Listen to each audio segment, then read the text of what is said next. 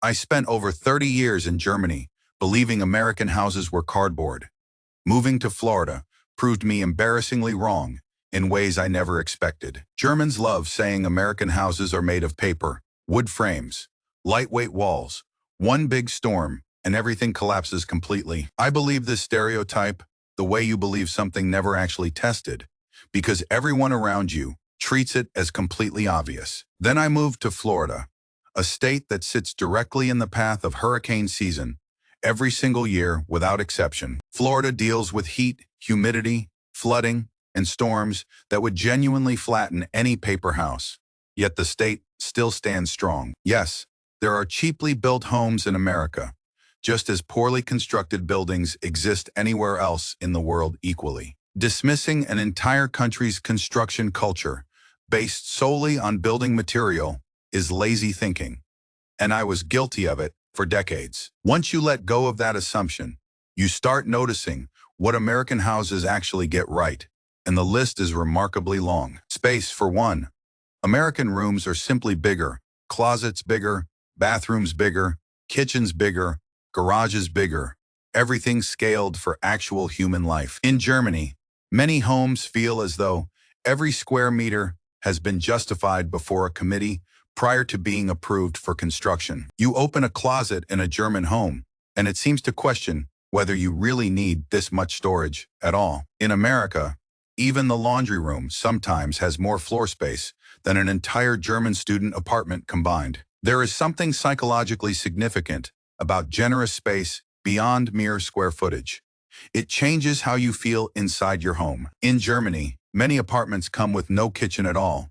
Not no dishwasher, not no microwave, but truly no kitchen whatsoever. You move in and find an empty room with pipes stubbed out of the wall, expected to purchase your own entire kitchen setup. You buy your own cabinets, countertops, stove, appliances, install everything yourself, then dismantle the entire kitchen when you eventually move out again. Some tenants carry a full kitchen from apartment to apartment across multiple decades of their entire lives without ever owning a permanent one. I grew up with this and considered it completely normal.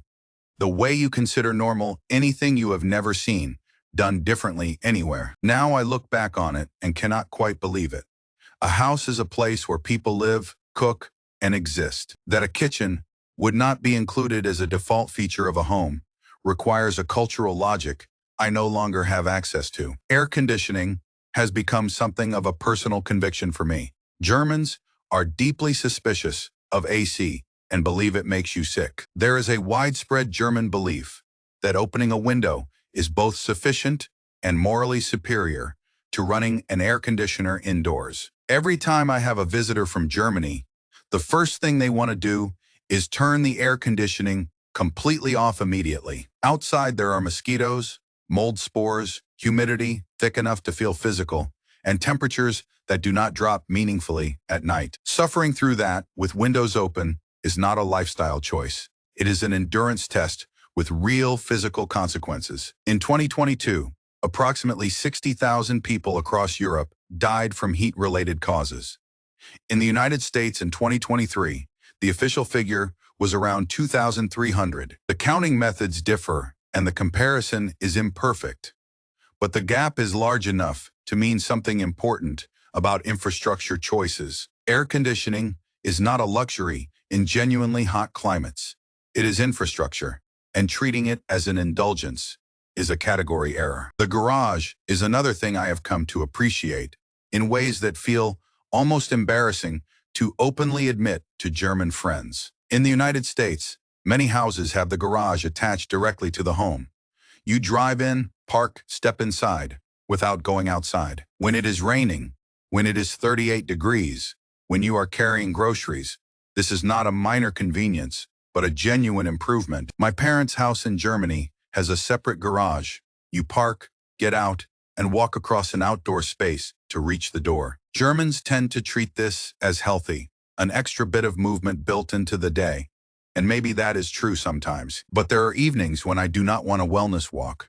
I want to get groceries inside without becoming wet or overheated. Window screens seem like a small thing, yet they are a perfect example of practical design that Germany simply never adopted as standard. In America, most windows come with screens already fitted. You open the window, air enters, and insects do not come inside. Germany builds some of the most precisely engineered automobiles in the world, capable of speeds most countries do not even permit on roads. And yet, the standard German window, unscreened, has not solved the mosquito problem that plagues nearly every warm weather European summer evening. When a culture that produced modern automotive engineering declines to put a mesh panel in a window frame, it suggests something non-technical entirely, perhaps a different threshold for what counts as a problem worth solving.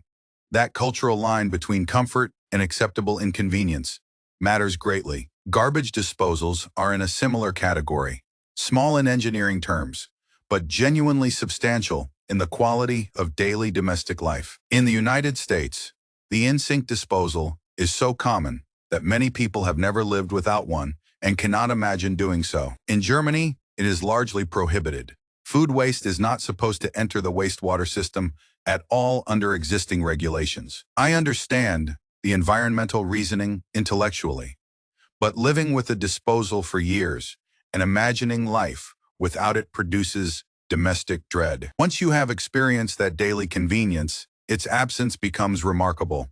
Not just noticeable, but something you actively feel every single day. And then there is recycling, where Germany becomes a cautionary tale about what happens when a reasonable impulse goes completely unchecked by practicality. Germany recycles with extraordinary seriousness. Paper, plastics, glass divided by color, organic waste, general waste, batteries, electronics, each with its own rules. The underlying goal is correct, but the execution has reached a point where taking out the trash requires genuine attention and real study. Small infractions carry social consequences. In some buildings, inspectors are now authorized to examine bin contents and verify correct sorting by residents. There is a version of environmental responsibility that makes sense, and there is a version that has become its own form of bureaucratic overreach. Germany appears to have crossed that line some years ago, and most residents now navigate recycling the way others navigate complex tax law. Beds are worth mentioning. In Germany, a double bed is frequently two separate single mattresses placed side by side within one frame. There is a seam down the middle. You adjust your sleeping position, and someone rolls slightly into the gap between both mattresses. Germans regard this as completely standard. Americans regard it as puzzling. One large unified mattress is just more comfortable by every measure. We also have a pool now, and I am aware of how that sounds. So let me provide some necessary context first. In Florida, having a pool is not the exclusive province of wealth. Many middle-class homes in this state have private pools included. Most communities without private pools have shared ones. It is simply part of what residential living in Florida typically includes as standard. In Germany, a residential pool is without exaggeration a signal of serious money. It immediately prompts questions about what that person does for work. The same object occupies entirely different social and economic positions, depending entirely on where in the world you happen to be standing at the time. Life in America feels bigger in a way that is difficult to describe without sounding like an advertisement, but that I believe is genuinely true. The houses are bigger, the roads are wider, the cars are larger, and there is a cultural permission around ambition and comfort here. This is not without cost.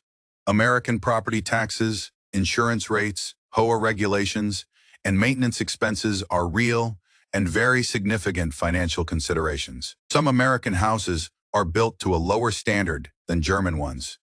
These are not small criticisms and deserve to be taken seriously. But Germany has a different set of problems, centered on the sheer density of rules governing what you can build and how you must live. Rules governing insulation standards, when you can make noise, how your garbage must be sorted, what your neighbors are entitled to expect from you. In several German cities, active political conversations debate whether single-family homes should be permitted at all, given land, energy, and material concerns. The housing shortage is real, and the argument deserves to be taken seriously. These are genuine policy concerns with genuine consequences for real families. But there is something telling in the cultural instinct to respond to someone's desire for a house by questioning whether that desire has been audited. Before moving into a house, we spent time in a high-rise apartment in Miami, and even that experience surprised me with how well considered it was. The building had a trash chute, which sounds trivial until you have spent years managing 6 separate recycling streams in a German apartment building. There was a package room that accepted deliveries, a shared gym at no extra cost, recycling bins in the attached parking garage downstairs. There was a community pool.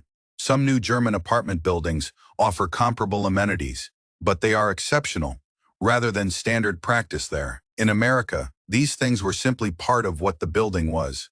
Included, expected, unremarkable.